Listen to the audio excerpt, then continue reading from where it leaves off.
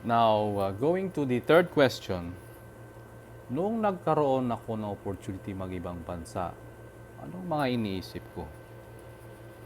Actually, noong matanggap ko na yung contract at nag-agree na kami ng employer na I will be working abroad as part of their creative team,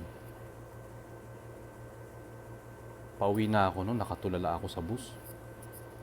Sabi ko, totoo ba to? Mangyayari na ba sa akin to? Aalis ako. Hindi ko alam kung kinakabahan ka, na excited ka, na masaya ka. Tapos, thinking of it na I'm going to leave my family at home. Kasi lalayo ako. At that very moment, yung point na mixed feeling, sabi ko sarili ko, are you up to the challenge? Ngayon binalansi ko, sabi ko, kung ayaw ko umalis at kasama ko sila, pero limited lang talaga ang pwede kong may provide, okay din. Pero, kung aalis ako at kukuha ko ng talagang magandang posisyon o somehow I would have a career growth there, and then maybe I could bring them also abroad para makasama ko, bakit hindi? So, inisip ko ang opportunity na pwede ko may bigay sa family ko is the best. Ang sacrifice lang doon, hindi ko sila kasama at hindi rin nila ako kasama. But, sabi ko, I will be the person who will be changing our lives. And this will be my role. I will be the life shifter.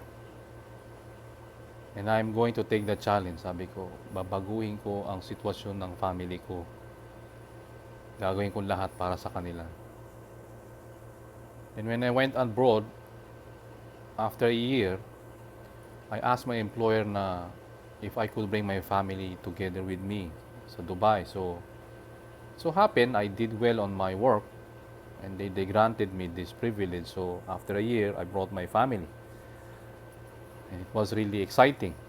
Kasi hindi lang ako nakapunta na abroad, pati rin yung mga kids ko, pati yung wife ko.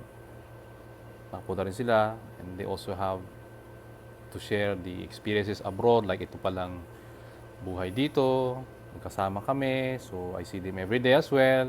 They go to school. I also took the opportunity na to bring also few of my brothers and sisters. So once I brought them there, they find some job. So at least yung responsibility as kuya, naibigay ko. Kasi hindi naman po pwedeng pag sumahod ako, bibigay pa ako ng padala. Bibigyan ko sila pang allowance. Sabi ko, then I have to teach them how to fish. So once pag sila naging fisherman and they could live with their own lives, they could even grow their own families.